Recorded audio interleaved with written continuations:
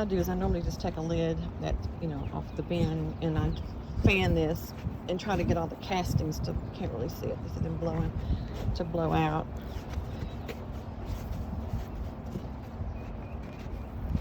There we go, I cleaned it up pretty good. But now that we don't have the castings in here, now all we have is what's left is the frass.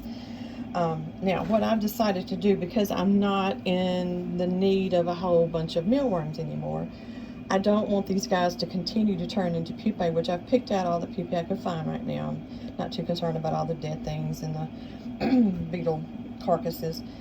I'm going to go ahead and feed them something. I'm going to put a carrot in here, let them hydrate really, really well. And then what I'm going to do is I'm going to put them in cold storage. I'll probably put about 85% of them in cold storage and keep the other out to be able to feed my gliders. I don't have that many gliders anymore, so I don't need a whole lot out. But it looks like a neighbor's going to eat it. It's actually turning into a pupae. You don't see that very often.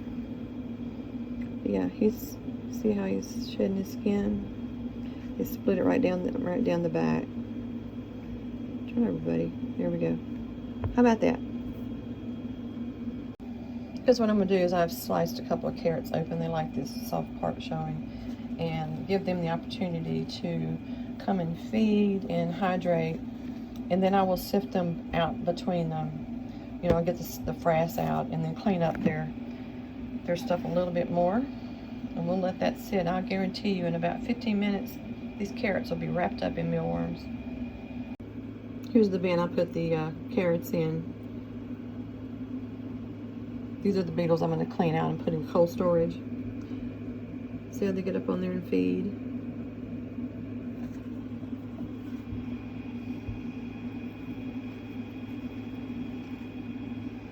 I like it better when I cut them open. See, they're right there on all the juicy part. See, they have covered these carrots, and I'm thinking the ones that haven't really had a meal are about to pupate anyway, which just in that little bit of time, I've had probably, I don't know, half a dozen, almost a dozen turn into pupa. That's why I need to go ahead and put them in the refrigerator. It does stop that process. So we're going to clean this bin out, and they're going to go in cold storage. Clean that up pretty good. This has, like I said, it's got a lot going on in here. We traveled out for work, and I wasn't paying attention, and I let my sizes of my beetles get too varied, because we have anything in here from little teeny to full grown turning into beetles.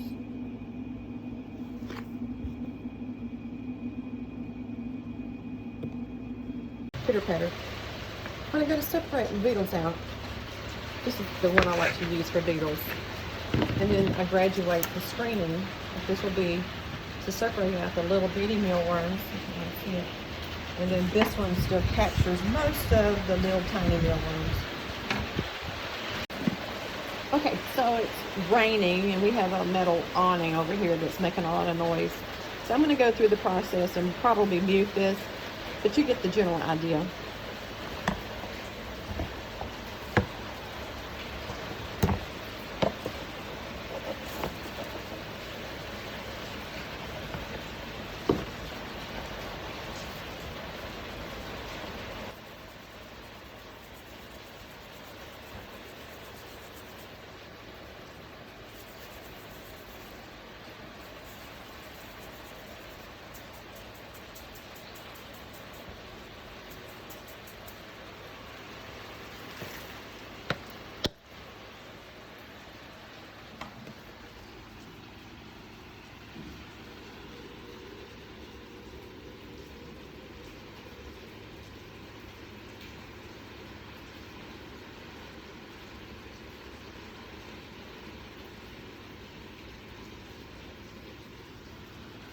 So we'll switch to the smaller screen.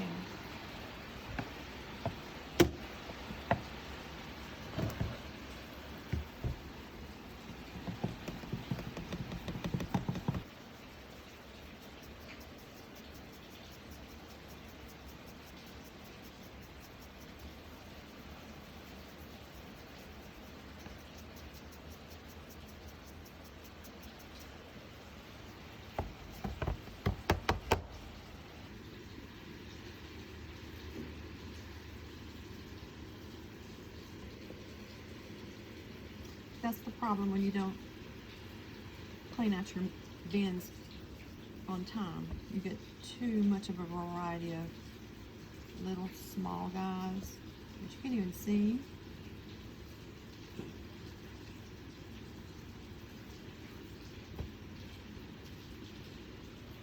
That we're in this bin with the big guys. All right, this is the bin that I sifted with the fine mesh in it because I didn't want to lose what was in there. Look at that. See, this is why you try not to let your worms get too varied in size in the same container. Because if I had just used the big screen to get out the normal size worms, I would have lost. There's probably a couple of hundred in here trying to still grow. All right, so these are my younger worms, so we're going to keep them out a while. And I'm going to go ahead and cover them. This is Wheat Bran. It is a horse feeding product. They can buy it at a feed store. It's really kind of hard to find sometimes. I have difficulty locating Wheat Bran here. You can buy it online, but you can only buy it like in, I don't know, 4 or 5 pound bags. And I'm telling you, go through the, if you have a lot, you'll go through this in no time. And you notice this, the difference between the frass and the Wheat Bran. See the difference? I just spread this over this and they'll work their way through it. Now this will probably be frass within a week. When I bring it home, I store it in a big trash can outside as a rule. Right now I'm out, but I've got a couple of these bins that I take. You have to, Wheat Bran has a tendency to bring in grain mites, so to prevent that, you put, I have the big glass Pyrex bowls. I'll fill them full, put them in the microwave for like 2 minutes and 30 seconds or 3 minutes, and then pour them into these containers and do a bunch up at one time. And that way you kill any kind of possibility of bringing grain mites into your environment. And then I keep the actual bag of 40 pound bag in a trash can outdoors away from everything. But be sure that you cook either in the oven, and again, there's a couple of more websites that'll tell you how to do it, but the way I do it is I put it in a glass bowl, put it in the microwave for 3 minutes, and then as the bowl begins to heat up, I back it down to 2 minutes and 30 seconds. And then pour it out, spread it out, let it cool off, and then seal it up in my containers. So I can just reach in there and grab, you know, when I'm ready to do this. Another way I clean my worms, I take them outside, I take my vacuum cleaner and put it on reverse and blow across this, and it blows out the little small debris. It's gonna be loud.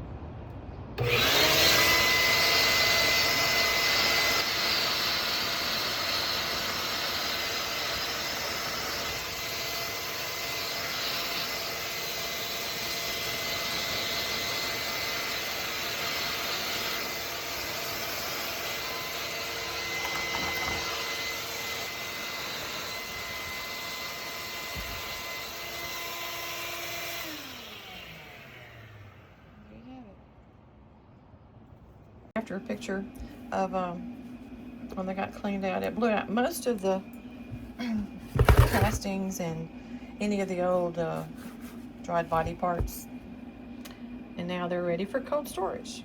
These were some nice sized worms there, but that's the problem. See, they're getting to the age that they begin to pupate, and I don't need them to pupate, so we go in the refrigerator.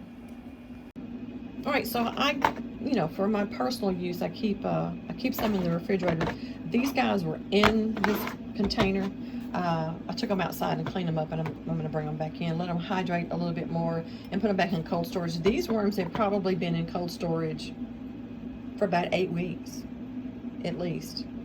And I don't even see any dead ones. Of course, you got to keep them in a refrigerator that's not, close to freezing. It's not cold. They still have to be cold enough that they're dormant. But what I'll do is I'll just take a handful out at a time and put them in a little, this is the container I leave out here and feed from when I'm out here working with them. But anyway, I'm gonna let these guys rehydrate, and then I'm gonna put them back in this container and put them back in the refrigerator.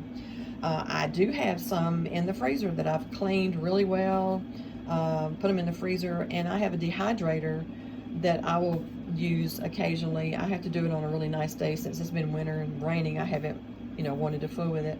But they're in bags in the freezer, you know, kind of grosses my family out. But again, I don't feel like mealworms are nasty. I just don't. The way that they're raised and what they eat. But anyway, that's what I do. Here's a container I put up on the shelf when I pulled the pupae out. I put a little bit of wheat bran in here just to have them some bedding. And as they turn into beetles, I'll pick them out and put them up in the beetle bin. But this just stays separated. A lot of times, you know, like I was showing you the guy over there that had his body eaten on, the beetles and the worms will actually, you know, feed on the pupae. So, you know, go ahead and take them out. Just be diligent about it. I do it probably every third or fourth day. I'll come out and check.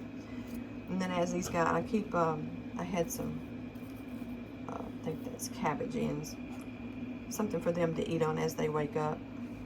To you about what you need to buy if you decide you want to get starting in the mealworm business.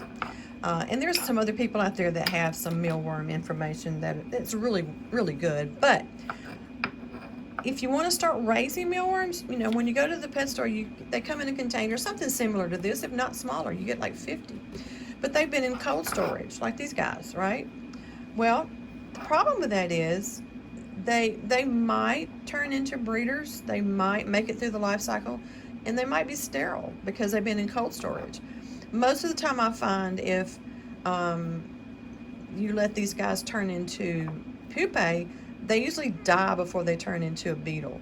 So my suggestion to you is get online, find a good reputable breeder of mealworms, have them ship you about 500, and you think that's a lot. There's probably that many in this little bowl right here.